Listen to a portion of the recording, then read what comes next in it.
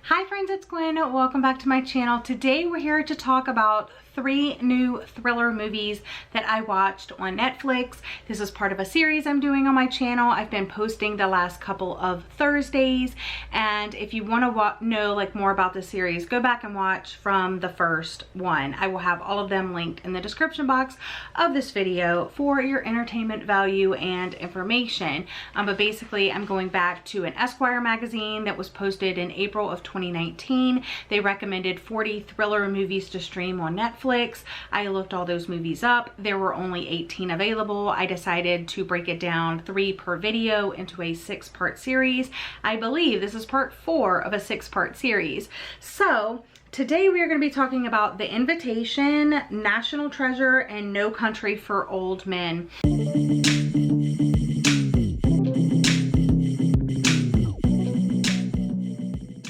I want to go ahead and start. I've been doing them like alphabetically, and the first movie that I watched was The Invitation, and oh my gosh, you guys, it was insane. It was truly like a good thriller movie. If you have not seen it, I definitely recommend it, but it's scary. So The Invitation came out in 2015. It's rated TVMA, like TV mature. But man, you guys, it's scary, it's violent, it's almost horror slash thriller.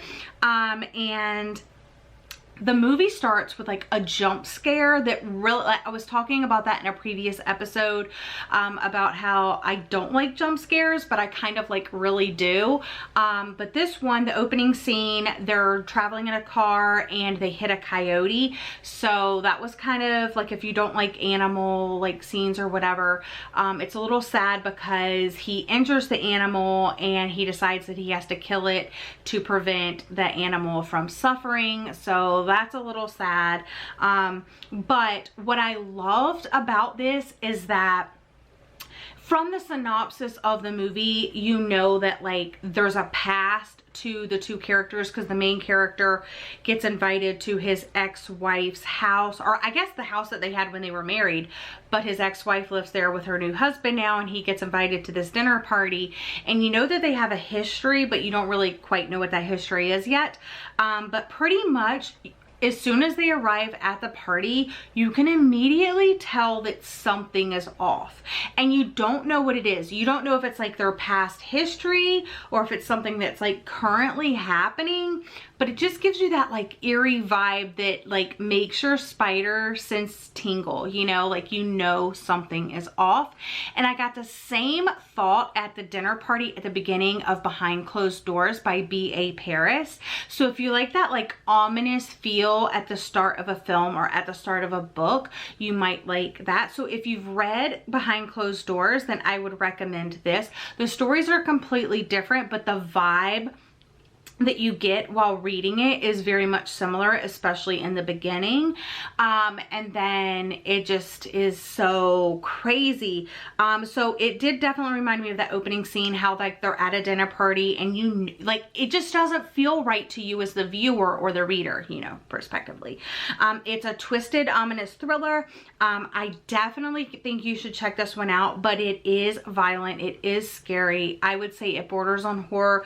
And that ending though, like I just was, my mind was completely blown. I loved this one.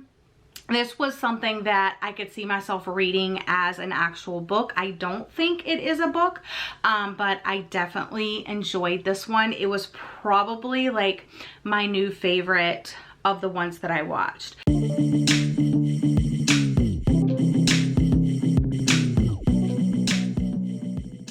Now, the second movie that I watched is National Treasure, which is one of my all-time, like probably in top 10 movies.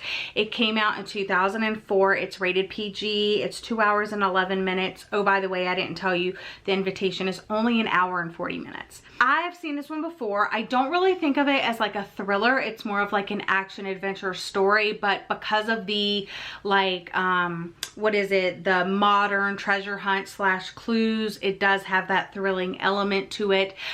It's basically like a group of modern treasure hunters that are searching for something, and then the group splits, and you have the Nicolas Cage character and the other set of characters kind of trying to beat or figure out the next clue so that they can find this treasure. So if you're a history buff, I definitely think that you would enjoy this. If you like conspiracy theories, like about like the Freemasons and stuff like that, I definitely think that you would enjoy it. I love the double cross. I love deciphering clues. It kind of reminds me of those old Tomb Raider games that I used to play, where you would have to like figure out like kind of a puzzle, like a historical kind of puzzle to like continue on, and it's just so cool.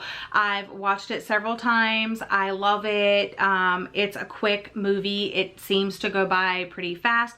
The beginning is a very tad bit slow. It opens up like the grandfather telling the son a story, and then it kind of, they go out, the whole modern hunters go out and think, but then after that it really does pick up, and it's just kind of like thrilling to the end, because you're trying to find out if they're going to find out the treasure. Are these clues really leading up to a treasure, and so forth, and characters get involved that were not involved in the beginning, and it's funny and like just fun and quick, and I really enjoyed it. So that is another one. If you haven't seen National Treasure, I highly recommend it. Like I said, it's one of my all-time favorite movies.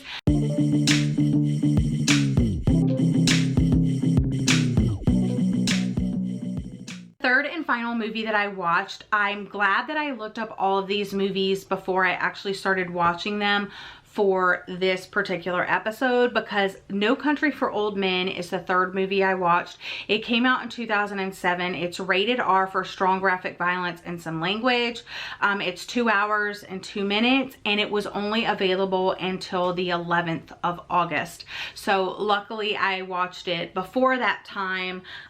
This one I thought I had seen like bits and pieces of before, but I haven't, and I don't know that I would recommend this as a thriller. It's been nominated for 8 Academy Awards. It won 4, including Best Picture, Best Director, Best Supporting Actor. Javier Bardem, I think that's how you say his name, is stellar in his role as like the antagonist. But a local man stumbles across a busted drug deal in Texas. He finds a large sum of money in like this suitcase, and he basically takes that money and runs with it. But then the sadistic hitman, played by Javier Bardem, is after that money, and he goes around killing people with this weapon that's called a captive bolt pistol, and basically it's used to kill cattle.